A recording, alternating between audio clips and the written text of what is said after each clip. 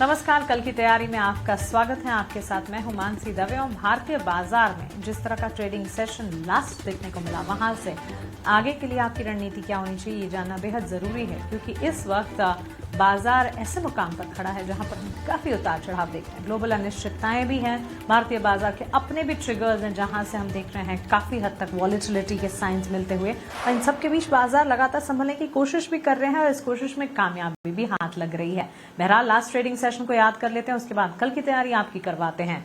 Last trading session उतार चढ़ाव, volatile, दिन की शुरुआत कमजोरी के साथ, फिर बाजार संभले, वापस से गिरावट देखी और अंत में वापस संभल कर क्लोज होते हुए दिखे। बेंचमार्क्स हो चाहे ब्रॉडर मार्केट्स हो, मजबूती की चाल नजर आई। 25,700 के लेवल से करीब 150 अंकों की मजबूती निफ्टी में पाई गई, जो कि निचले स्तरों से काफी अच्छी रिकवरी बाजार के लिए कही जाएगी। 140 अंक रिकवर होकर बंद होता हुआ दिखा।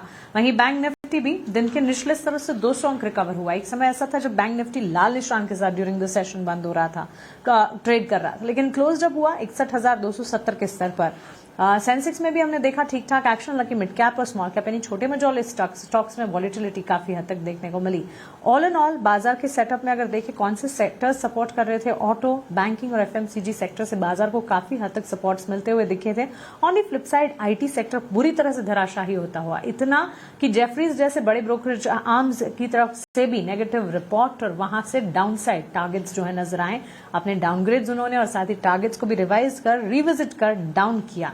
कई सारी आईटी कंपनियां, लगभग छोटी मझौली लार्जर आईटी प्लेस जिसमें इन्फोसिस, टीसीएस जैसे नाम भी शामिल रहे। Real estate, metal, mid select जैसे काउंटर सेक्टर्स थे जो कि बिकवाली झेल रहे थे।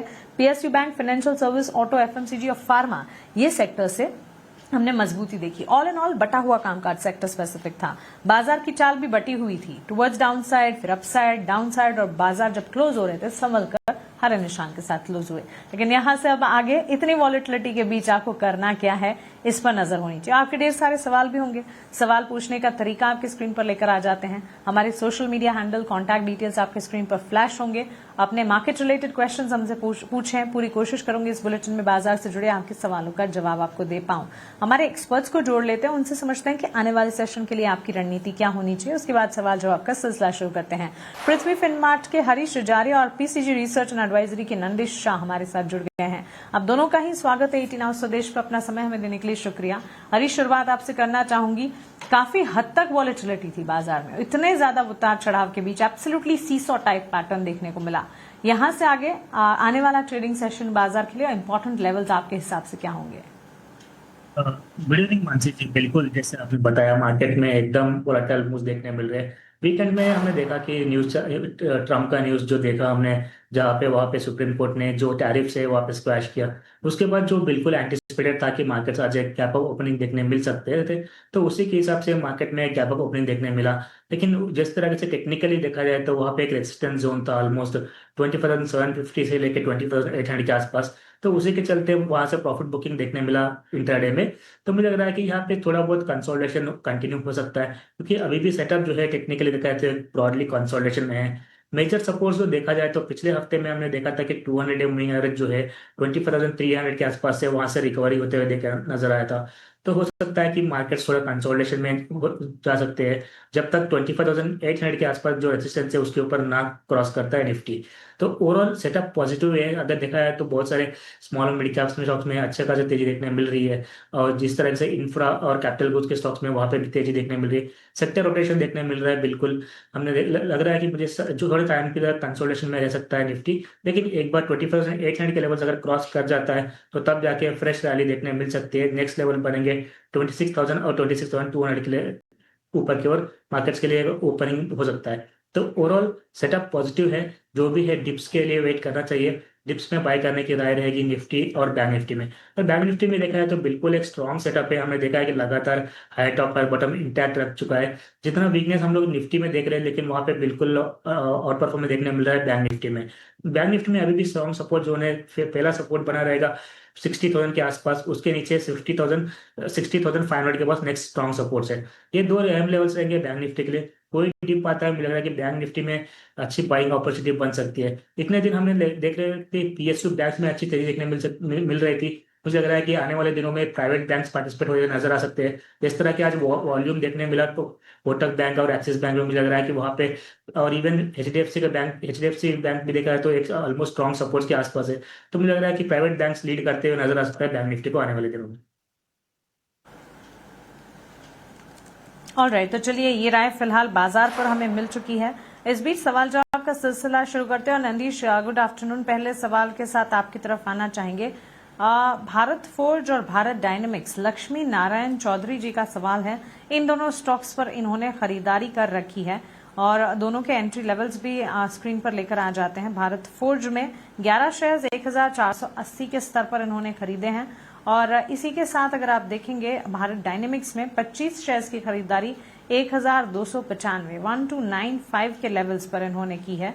इसके अलावा एक और स्टॉक है AWL, I think AWL agri business limited, जो NSE लिस्टेड है, उसकी बात कर रहे हैं ये। 195 पर लास्ट क्लोज दिखा है 195 का। इन्होंने खरीदारी करीब 100 शेयर्स की 430 के लेवल पर की है। अब अगर ये वही सेम है AWL एग्री बिजनेस लिमिटेड, तो काफी नुकसान झेल रहे हैं। इनकी खरीद से नीचे जा गिरा है स्टॉक और भारत डायनेमिक्स में भी नुकसान है थोड़ा बहुत। हालांकि भारत फोर्ज 11 शेयर्स 1480 पर खरीदे हैं। डिफेंस का खेमा, ओवरऑल किस तरह का पर्सपेक्टिव आपके हिसाब से होना चाहिए और इन्हें करना क्या चाहिए इनके सवालों पर? कि पहले मैं भारत फोर्ज के बारे में बात करूंगा। अगर भारत फोर्ज के बारे में बात करें तो ये पूरा जो हमने जीएसटी कट देखा, उसके बाद ये पूरा सेक्टर जो कमर्शियल व्हीकल्स को इन लोग जो कैटर करते हैं, उसके इसका बहुत बड़ा बेनिफिशियरी भारत फोर्ज हो सकता है। प्लस उनका जो एक बहुत बड़ा एक्सपोर्ट सेगमेंट है, specially they supply forging parts to the US class truck cycle, और उसमें भी अच्छे से उन्होंने देखा है कि वहां पर भी उनका एक अच्छा खासा ऑर्डर बुक बन चुका है। Plus Bharat forge is also a very large player in the defence segment in the private sector space. तो ये जो अभी करंटली जो भारत फोर्ज जो साइकिल में है, specially in the commercial vehicle space और even in the defence space, they would likely to be the biggest beneficiary. तो अगर उन्होंने भारत फोर्ज लेके रखे हैं तो इन्होंने होल्ड करना चाहिए भारत फोर्ज को। इनका दूसरा स्टॉक आइडिया था भारत डायनामिक्स। जी जी जी नंदीश जी बताएं। भारत डायनामिक्स पर हमारा व्यू पॉजिटिव है। उनका थर्ड क्वार्टर के numbers were almost in line with expectation, but over a period of time हमने देखा है कि जितने भी कैपिटल गुड्स और डिफेंस की कंपनीज होती है, उनके लिए Q4 नंबर्स काफी अच्छे आते हैं। तो इसका एक बहुत बड़ा अर्निंग्स अपडेट आएगा कि almost about 50 to 60% of the EPS come just in the Q4 numbers. So BDL ऐसा लग रहा है कि यहाँ से उनका Q4 numbers would be better. So it is currently a hold. Alright, तो चलिए ये राय फिलहाल लक्ष्मी नारायण जी आपको मिल चुकी है। हरीश जी, अगला सवाल अरविंद का है अडानी पोर्ट्स पर। अडानी ग्रुप स्टॉक्स में मूवमेंट आज हमने जरूर देखी थी। इन्होंने अडानी पोर्ट्स के 26 शेयर्स खरीदे हैं और अपने एंट्री लेवल जो है वो 1188 के बता रहे हैं। अडानी पोर्ट लास्ट क्लोज की अगर बात करें तो जैसे पूरे के पूरे ग्रुप स्टॉक्स में हमने देखा था मूवमेंट नजर आई थी। स्टॉक करीब 3% की तेजी पर 1554 पर क्लोज हुआ है। इनकी खरीद से बेहतर है और इसी वजह से हम देख रहे हैं अच्छा 10,000 का मुनाफा भी है इनके पास। क्या करना चाहिए अडानी पोर्ट्स पर? देखिए, बिल्कुल ऑलरेडी मुनाफे में है। मुझे लग रहा है कि स्टॉक अच्छी सेटअप बन रहा है और जिस तरीके से वॉल्यूम ग्रोथ देखने मिल रहा है नीचे लेवल से, मुझे लग रहा है कि अच्छा सेटअप है। एक higher top higher bottom hold करते हुए नजर आ रहा है। तो एक छोटा सा रेजिस्टेंस दिखाई दे रहा है जो प्रीवियस ऑल टाइम हाई का, जो कि 1620 के आसपास है। अगर इस प्राइस अगर एक बार निकल जाता है तो मुझे लग रहा है कि एक अच्छा फ्रेश रैली देखने मिल सकती है स्टॉक में। तो बिल्कुल सेटअप पॉजिटिव है और जिस तरीके से वॉल्यूम्स के साथ गेन होते नजर आ रहा है, तो मुझे लग रहा है कि जल्दी भी मुझे लग रहा है जो ऊपर के लेवल है क्रॉस कर सकता है स्टॉक। तो बने रहना चाहिए अभी भी, और ऊपर की ओर एक बार 1620 के ऊपर निकल जाता है तो मुझे लग रहा है कि स्टॉक में एक अच्छा मोमेंटम देखने मिल सकता है, जो कि 1700 1750 के लेवल्स भी देखने मिल सकते हैं। ओवरऑल बने रहने की राय रहेगी अदानी पोर्ट्स में। राइट, पोजीशंस को इंटैक्ट रखें, ये राय फिलहाल आपको मिलती हुई। अगला सवाल सुशांत का है आरती इंडस्ट्रीज पर। नंदीश, आपसे एक टेक जानना चाहेंगे। आरती इंडस्ट्रीज वैसे स्टॉक में हमने देखा है लास्ट ट्रेडिंग सेशन में बिकवाली देखने को मिली थी। फ्लैगशिप कंपनी है आरती ग्रुप की, ऑर्गेनिक इनऑर्गेनिक केमिकल्स मैन्युफैक्चर करती है। इनके लेवल की अगर बात करें 30 शेयर्स आरती इंडस्ट्रीज के 357 के लेवल पर इन्होंने खरीदे हैं। करीब 2600 3000 तक का मुनाफा भी है इनकी खरीद के स्तर से। हालांकि स्टॉक में 1.5% के डाउन ट्रेंड्स थे, लेकिन 357 इनके एंट्री लेवल है। 446 447 पर फिलहाल लास्ट क्लोज है। क्या राय होगी इस स्पेस और इस स्टॉक पर? Aarti industries is not in our coverage, but जितना भी मैंने ये पढ़ा है केमिकल सेगमेंट में, तो ओवरऑल अभी भी इसमें प्राइसिंग प्रेशर दिख रहा है। और जितना expected in terms of volume growth जो एक्सपेक्टेशन था वो Q3 नंबर्स में भी नहीं आया है। तो अगर इनका व्यू शॉर्ट टर्म का है तो एक बार के लिए यहाँ से निकल जाना चाहिए। ठीक है, तो पहले तो आपके लिए राय कि आपको समझना है कि वेदर आप शॉर्ट टर्म के लिहाज से अपनी पोजीशन को इंटैक्ट रखना चाह रहे हैं या थोड़ा सा इंतजार कर सकते हैं। हालांकि स्टॉक में है गिरावट, बिकवाली का दबाव है, तो शॉर्ट टर्म नजरिया है तो फिर एक बार एग्जिट कर थोड़ा बहुत मुनाफा जो फिलहाल आप देख रहे हैं उसे बांध लें, और बाकी जो काउंटर्स हमारे एक्सपर्ट्स जो सुझाते भी हैं और आगे भी सुझाएंगे उन पर फोकस करें और वहां एंट्री के बारे में सोचें। शैलेंद्र भान का अगला सवाल है हरीश, कोफोर्ज पर। ओवरऑल आईटी सेक्टर ही टूटा है, बुरी तरह से टूटा है। बड़ी दिग्गज ब्रोकरेजेस लाइक जेफरीज भी अपने डाउनग्रेड्स आईटी सेक्टर पर दे रही हैं। 10 शेयर्स कोफोर्ज के इन्होंने खरीदे हैं 1294 1294 के लेवल्स पर। कोफोर्ज के लास्ट क्लोज को देखते हुए शैलेंद्र के लिए राय क्या होगी? देखिए बिल्कुल मानसी जी, अगर देखा है तो लगातार कुछ टाइम से आईटी में प्रेशर देखने मिल रहा है। अभी भी मुझे लग रहा है कि संभलते हुए नजर नहीं आ रहा है। जो भी आज का जेफरीज का रिपोर्ट के बाद और बिकवाली देखने मिल रहा था स्पेशली आईटी में। पर कोफोर्ज जो स्पेशल की बात कर रहे हैं तो जिस तरीके से सेल ऑफ देखने मिल रहा है, अभी भी थोड़ा डाउन ट्रेंड देखने मिल सकता है। मेजर सपोर्ट जो दिखाई दे रहा है फिलहाल चार्ट्स के ऊपर 1200 के करीबन है, जो कि 2024 के लोस के आसपास नजर आ रहा है। तो हो सकता है कि इस लेवल से थोड़ा बहुत रिकवरी देखने मिल सकता है। हावेवर लॉन्ग टर्म चार्ट से भी थोड़ा बहुत वीकनेस नजर आ रहा है। तो फिलहाल के लिए मुझे लग रहा है कि कॉशियस अप्रोच के साथ जाना चाहिए। अगर 1200 के आसपास होल्ड कर पाता है तो मुझे लग रहा है कि वहां से रिकवरी देखने मिल सकता है। ओवरऑल मुझे लग रहा है कि थोड़ा बहुत वीकनेस है चार्ट्स पे।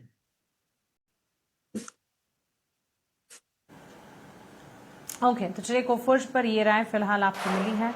दिव्यानी इंटरनेशनल पर अगला सवाल है सार्थक जैन का। नंदीश, आपसे राय जानना चाहेंगे दिव्यानी इंटरनेशनल पर, और इनफैक्ट ये पूरी जो स्पेस है फूड स्पेस, इन पर्टिकुलर क्विक सर्विस रेस्टोरेंट की अगर बात करें, इस स्पेस पर भी अगर आपका कोई नजरिया बनता है। 133 लास्ट क्लोज है। हमारे व्यूअर ने 130 पर खरीदे हैं, करीब 250 शेयर्स। हल्का सही से लेकिन मुनाफा है। 130 133 के लेवल पर क्लोज हुआ है। अभी शायद कुछ खास मुनाफा है भी नहीं और शायद ताजा खरीदारी भी हो सकती है। इनके लिए राय क्या होगी? दिव्यानी पर हमारा बाई रेटिंग है और यहाँ पर हमारा price target for the long term is 180।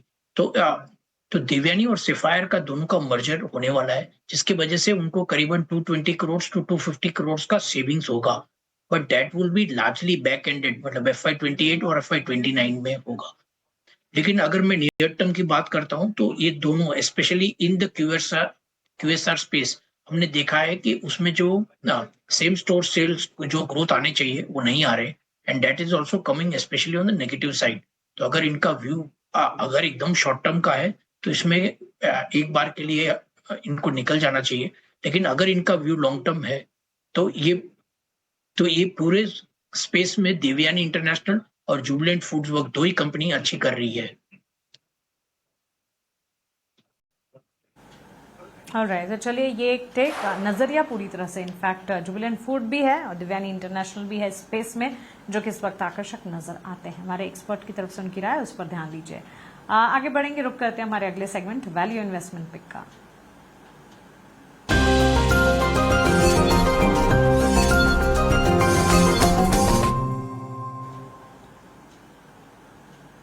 बताएं हरीश जी, आज के लिए आपकी तरफ से VIP शेयर्स क्या होंगे? मानसी जी, मेरी तरफ से 2 स्टॉक है आज के लिए। पहला स्टॉक रहेगा NTPC में। हमने देखा है कि लॉन्ग टर्म में कुछ टाइम से कंसोलिडेशन में है स्टॉक प्राइस। मुझे लग रहा है कि आज के ट्रेडिंग सेशन में एक ब्रेकआउट दिया है। शॉर्ट टर्म के लिए बाइंग किया जाता है NTPC करंट लेवल से। जो टारगेट्स देखने मिल सकते हैं 390 और 400 के लिए शॉर्ट टर्म के लिए, और स्टॉप लॉस मेंटेन करेंगे 361 का NTPC में। दूसरा स्टॉक रहेगा टाइटन में। पर देखा जाए तो लगातार एक अप ट्रेंड में है टाइटन, और रिसेंटली थोड़ा करेक्शन देखने मिल रहा था, मुझे लग रहा है कि फिर से एक बार वापस तेजी में देखने मिल सकता है आने वाले दिनों में। तो लॉन्ग टर्म पोजिशनल के लिए भी मुझे लग रहा है कि टाइटन एक अच्छा बेट बन सकता है करंट लेवल से भी। तो टारगेट्स के लिए 4400 और 4500 के लिए बाइंग किया जा सकता है टाइटन में, और स्टॉप लॉस मेंटेन करना चाहिए 4100 का। ऑलराइट, तो चलिए ये रहा है फिलहाल एज वीआईपी शेयर्स। नंदीश आपकी तरफ से वीआईपी वैल्यू इन्वेस्टमेंट पिक्स क्या होंगे? तो मेरे मदरसन सुमी है, इसका प्राइस टारगेट 148 है। अगर मैं संवर्धन और मदरसन सुमी की Q3 के नंबर्स की बात करता हूं तो दे were about the street expectations. और जैसे हमने देखा है कि इंडिया में जो हमने जो ये जो अपने यूरोपियन टैरिफ डील और यूएस टैरिफ डील जो साइन की है, उसका एक बहुत बड़ा बेनिफिशियरी ऑटो और ऑटो एंसिलरी कंपनी हो सकती है, और जिसमें संवर्धन और Motherson Sumi is one of the largest players. Plus उन्होंने स्लो एंड स्टेडीली अपना है ना जो प्रोडक्ट पोर्टफोलियो है is towards the premiumisation and the electric vehicles theme.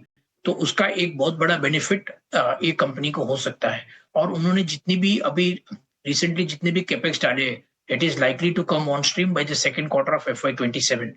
तो ऐसा लगता है कि ऑलरेडी ऑटो स्पेस में बहुत सारी कंपनी चल चुकी है, और यहाँ से ऑटो एंसिलरी स्पेस में संवर्धन और Motherson Sumi can do well.